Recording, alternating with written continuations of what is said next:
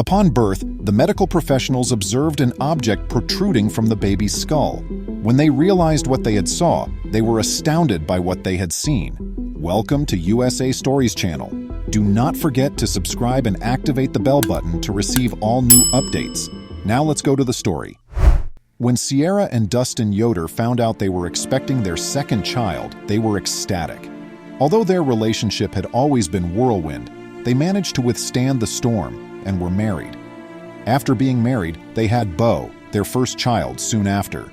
Even though first pregnancies are often quite taxing, Sierra and Dustin made sure they did everything correctly the first time around. Sierra was carrying their second child, and they had all the knowledge, expertise, and vitamins she would need for this pregnancy. They had no doubts that the trip would go smoothly and flawlessly, but it was an emotional roller coaster. Since Sierra and Dustin were not fans of surprises, they were eager to learn the baby's gender.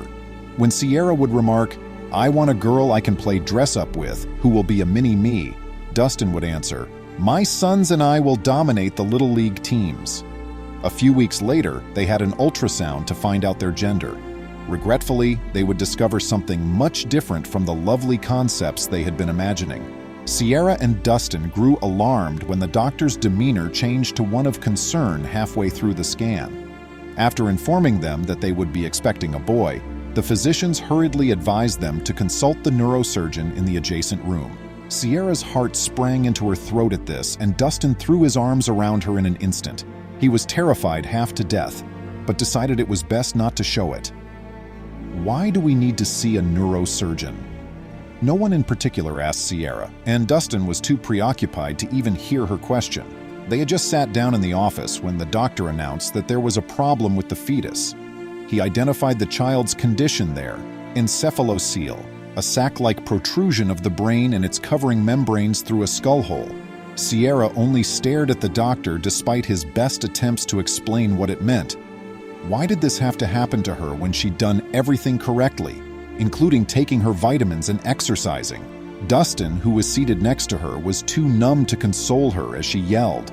The most terrifying element, however, wasn't even this diagnosis, and the doctor was going to address it. As the parents gazed intently into his eyes, the doctor informed them that the kid would not survive and recommended ending his life. After exchanging a few words, Dustin and Sierra decided.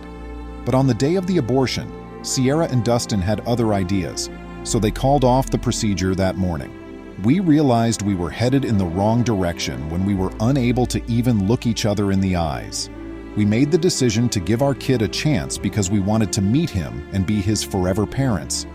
Even if it was only for a few seconds, we didn't even give a damn, Sierra said.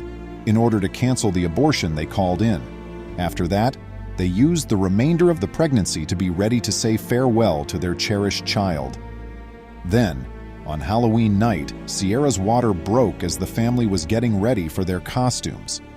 The family hurried to the hospital after she promptly informed Dustin about it. In addition, Dustin called close relatives to inform them that Sierra was in labor and that they needed to be to the hospital right away. When he was going, we wanted everyone to be here.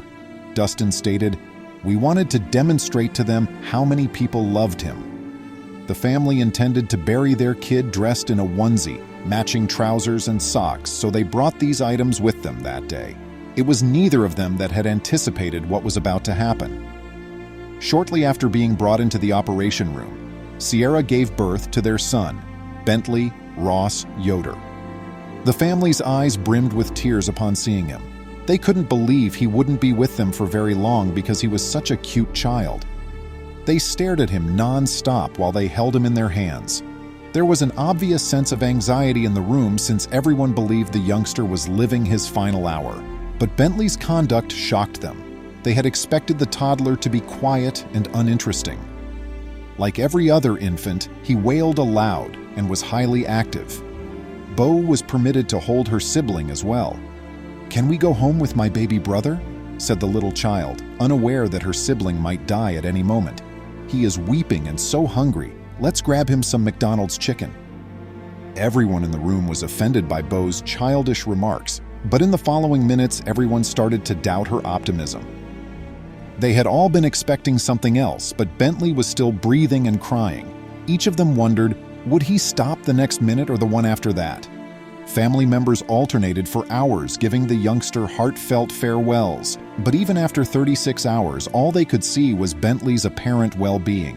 Even though they were ready for a funeral and none of them knew what to do, they couldn't help but feel a surge of optimism when the tiny child started breathing again after so many hours. He was given hospice care and sent home with his family, per the physician's arrangements. After returning home, Dustin and Sierra clung to their tiny glimmer of optimism and prayed that the universe wasn't playing a cruel joke on them. After several months, Bentley was still doing well. Like any other youngster, he was eating, playing, crying, and engaging in all cognitive activities. His parents started searching for ways to treat the protrusion outside of his skull, since they were willing to do anything it took to offer their son a better life at this point. They finally arrived at Boston Children's Hospital after much investigation. They were informed that Bentley's skull might be able to be expanded in order to accommodate the brain. They were prepared to do whatever it took to rescue their little baby, and this was the finest advice they had been given thus far. Following careful planning and investigation, a date for the procedure was shortly selected. Would the physician's plans come to pass, though? From the time we started our investigation until the day of the procedure, we were rather nervous. Though we had many different ideas, we were encouraged by the knowledge that our son was a warrior and had overcome all obstacles. "Our strength was Bentley," said Dustin. Family members gathered in the waiting area while the boy's surgeon worked on him. As they prayed the kid would survive, they all clasped hands. In order to relocate Bentley's brain back inside his skull, the doctors had to remove fluid from his skull. The remaining bones were subsequently utilized to seal the opening and reassemble the skull. Thankfully, the efforts of all did not go unrewarded. The top surgeon came out to tell the family that the procedure went well 5 hours later.